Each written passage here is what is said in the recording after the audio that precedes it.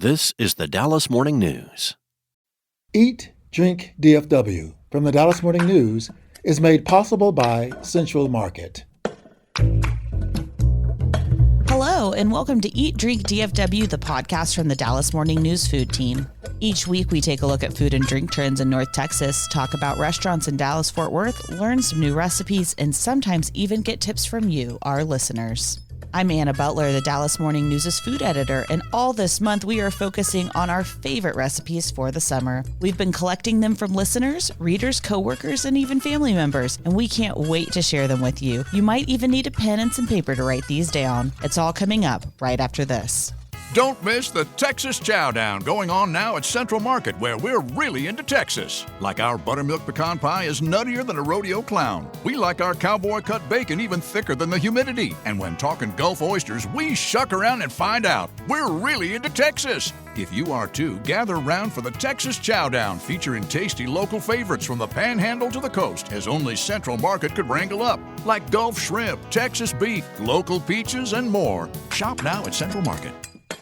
For the latest food and restaurant news in Dallas-Fort Worth, visit dallasnews.com/food. Also, we'd love to hear from you, so email us at eatdrink@dallasnews.com. Today, I am joined by our food writers, Sancerre Blaskovich and Imelda Garcia, and we have all been so busy reaching out to listeners, readers, and even family to find the best ideas for the hottest time of year. Sancerre Blaskovich had one idea in particular that she wants to share, and if you know Sancerre, you won't be surprised by this one. All right, we're here today, friends, to talk about chicken salad sandwiches. I knew it. Yes. I knew it. It's my favorite thing to eat in the summertime. I will eat them year round.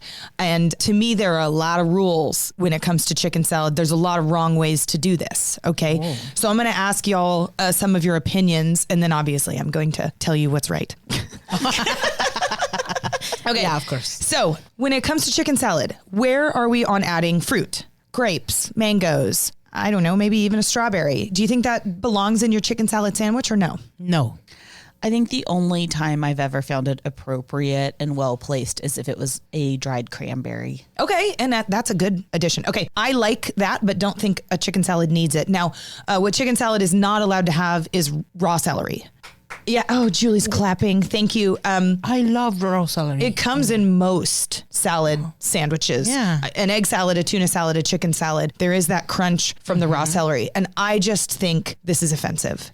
You really, really hate celery in general, though. I do. I hate raw celery. Celery belongs cooked in some soups and stuff, but I want it to be as invisible as possible. And that involves chicken salad sandwiches as well. I have a problem with celery, but also most vegetables if they are chopped in such a way that they're too big for a bite or they kind of ruin the rest of the bite. Totally agree. I think if you could really, really thinly slice or finely dice, there might be a place for it, because I do like the undertones a raw celery adds, but also texturally it can be a bomb. Agree. I love crunchy food. So celery for me is that crunchy thing. Yeah, and I do think chicken salad needs crunch, right? That's why I think like a halved red grape can give you that nice texture without being celery, which who wants to be celery? You know, that's just what I think. I think it's like an annoying green vegetable that's too crunchy and otherwise has no personality. It makes me think that if we were talking about spirit animals but food, no one would want to be celery. Nobody wants to be celery. Let me tell you two great chicken salad recipes, and I'm curious if you guys would like to eat these. My favorite is a traditional chicken salad with halved red grapes. It's, of course, mayo-based, but we can add a little mustard in there for some kick. I think optional pecans, walnuts, whatever you've got in your pantry adds quite a bit of personality here and crunch. What do you guys think about that? I love it. If it's crunchy, I will love it. I deeply prefer egg salad and tuna salad over chicken salad, and I don't know why in my life. I think it's because I've had some pretty bad ones where maybe the chicken's too diced so it separates. I don't know. If you can get me a really good shreddy chicken salad and do some candied pecans and craisins in it, your girl's there. I'm into it. Yeah, I'm eating that too. That sounds good, Anna. Yeah. Well, and when it comes to the chicken, of course, you can smoke the chicken at home, and we've been smoking a lot on our new grill in the backyard. And that's a great way to do it. But I also just love to get a rotisserie chicken from the grocery store and pull it. It's faster. It's already been cooked. There's probably some great seasoning on the skin of the chicken, and then you're kind of done. There's no actual cooking involved. Okay, so you guys approved my chicken salad with red grapes. The second chicken salad I adore is a curried chicken salad with mangoes and cashews. That's interesting. Mangoes, I can see. Cashews, not so much. They need a little bit of a dice, or else you get the too big bite that Anna was talking about. Yeah, and I know that curried chicken salad is one of the ones that I think people maybe have more opinions on. Do y'all think that a good Asian chicken salad belongs in this pantheon? Yes. Also, an actual salad with like all the Asian chicken salad ingredients on top. Oh, man. Yeah, I love a good peanut vinaigrette with something like that and some shreddy good carrots in there. It becomes something else. But, it's a cousin. Yeah, and maybe we're doing slivered almonds. And then if you're my mom in the 90s, you'd throw in some like toasted ramen noodles. I have an idea for your salad. Sarah, I will take your salad, I put it in a bread, and I throw in there a bunch of Flaming Hot Cheetos. Heck, yes. Yes. Oh, I'm eating that every day. No, not every day. No. Maybe in summer. Maybe. No, it sounds delicious. Thank you for letting me have a little ode to chicken salad. I just think it's great picnic food. It's easy to whip up quickly. You can let people have different salads with different preferences. You want grapes, I don't. You want nuts, I don't. That kind of thing. To me, it's the perfect summer recipe. Well, Mike reached out with a chicken salad of a different kind. Hey guys, this is Mike from Dallas, and I have for you the world's best kale chicken Caesar salad. And this is one of the only recipes that I've been making for the last 5 years. And I want to preface that I am no cook, and I tend to spend my money eating out and going to places around town.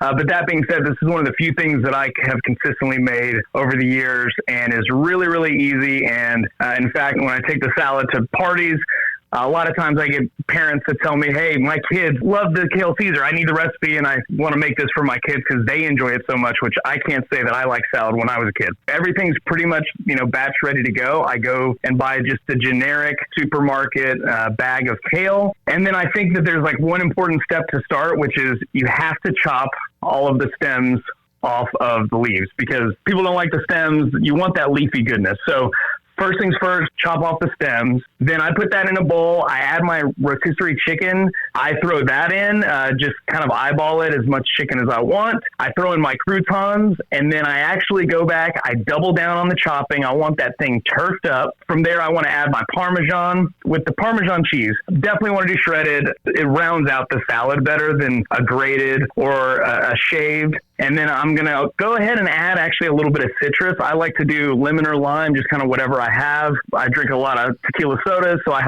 tend to have limes around. Typically, I'll do about a half squeeze of citrus of that lime or lemon into the salad. And probably the most crucial part, at that point, I'll add the dressing. Cardini Caesar is definitely the way to go. I've probably tried 100 different Caesars for this salad. You want to do Cardini's. So Cardini's is the move. I add that again, just kind of to taste. I tend to put a little more on there than I probably should. And then I throw some hot sauce. And, if it's Tabasco, I'm kind of a hot sauce connoisseur. So if it's Tabasco that I have, I'll use some Tabasco or one of the other like hot sauces that I have just to give it some extra kick. If I'm going to choose to eat a salad, may as well, give it some action. So that's my recipe for you. I hope you guys enjoy. Y'all, I've already made this recipe multiple times, like I think 4 different times, and we're having it for dinner tonight. It's super easy, and I had everything on hand except the Cardini's, which I can't find anywhere. So if anybody has advice on where to find Cardini's, but I've got a really easy Caesar salad recipe that's just, olive oil, lemon juice, red wine vinegar, some dried mustard, Worcestershire, garlic, Parmesan, and then if you can either coddle an egg, but I don't have time for that, so I just put a little mayo in it. But it's super good, and it goes really well with the breadcrumbs that I've been making all summer. Sounds delicious, Julie. And call me an investigative reporter, but I see that Amazon has Cardini's Caesar dressing in case you need it by tomorrow. I love that it's with rotisserie chicken. I love rotisserie chicken, and I think it's the kick that you need for flavor. We also got this recipe from Amy, who just so happens to be my mom, because we can't talk about salad without going into tuna salad. Hi, this is Amy. I'm Anna Butler's mother, and my recipe is from her grandmother, Betty Jane Acker Addington, who went to SMU, and we call her BB. And this is for her tuna salad. You take a 10-ounce can of white albacore tuna, add 2 tablespoons of mayo, half of the juice of a lemon, chop a stalk of celery, chop up 1 spear of a dill pickle, add half a teaspoon of lemon pepper, and a 1/4 teaspoon of garlic salt. Mix it all together with a fork and serve on top of a cored homemade tomato. And BB was from Jacksonville, Texas, which was the tomato capital of the world at one time, and their football stadium was the Tomato Bowl. So she highly recommends using Jacksonville, Texas tomatoes, but you can also use saltines or carrots, but that is her recipe. Hi, Anna's mom. Hi, Amy. It's very nice to listen meet you. It's like my mom also loves Imelda. I'm so sorry. She likes everybody, but she always is like, I wonder what Imelda's doing right now. And I'm like, I don't know. It's a Tuesday at 8. Usually I'm making dog food, so yeah.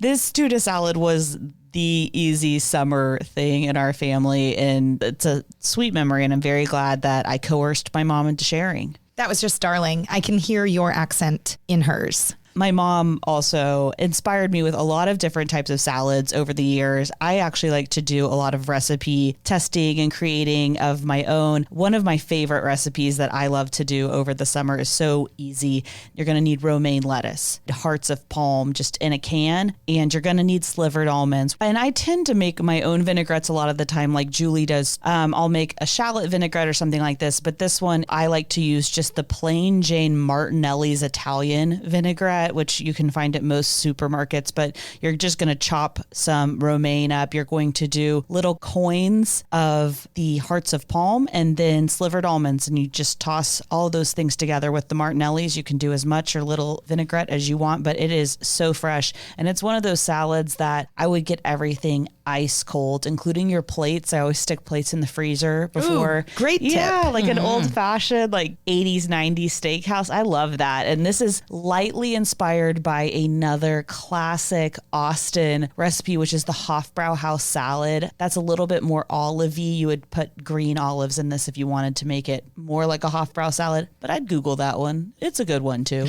Sounds good and sounds cold. Julie's daughter actually had a pasta salad share for everyone. Hi, this is Emma from Dallas. I'm actually Julie's daughter. I'm home for the summer, and I wanted to share a recipe that utilizes a lot of summer produce that I really love. Kind of cools you down after a long, hot day. It's fresh tomato, fresh corn pasta salad with a spicy jalapeno lime lemony vinaigrette. Pretty easy. All you do, chop up some tomatoes, get some fresh corn and shuck it and chop it down to just the kernels. You don't need to cook it. It's nice when the corn is like really fresh and sweet and still has like a little bit of a bite to it. And then chop up some fresh avocado, cook your pasta, put all of it in a bowl, make like a really simple vinaigrette, olive oil, lime juice, a seeded or a de-seeded jalapeno, some honey, Dijon if I didn't already say that,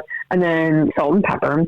Mix it up just so it's got like a little heat, acid, a little bit of sweet going on all at the same time. Pour it over your pasta salad. And you could add any kind of cheese that you want, but like a nice salty but mild cheese is really good on this one. And you can make it in advance and keep it in the fridge. It's pretty good for a while, especially once the dressing kind of soaks into everything. Yeah, it's pretty good. You could add any protein you want on the side, or even mix it in if you want to add like beans or chicken or anything like that. It would be really good. Very versatile. I just love to hear from Julie's daughter. Hi, Emma. I love that it has all the flavors, sweet, sour, and everything. I love it. I also think this is one of those dishes, like she said, that is better the longer it sits. Mm-hmm. And I love that when you make something and it's good, but then the next day, gosh, it's hot outside, you don't want to cook again. And you're like, I have Emma's salad in the fridge and it's better on day 2. Emma's recipe reminds me of a shrimp dish that I like to make. Super, super simple. You're going to need a shallot. You'll cut it in half because you really only need half a shallot. You're going to soften that in a little bit of butter on the stove. You're going to add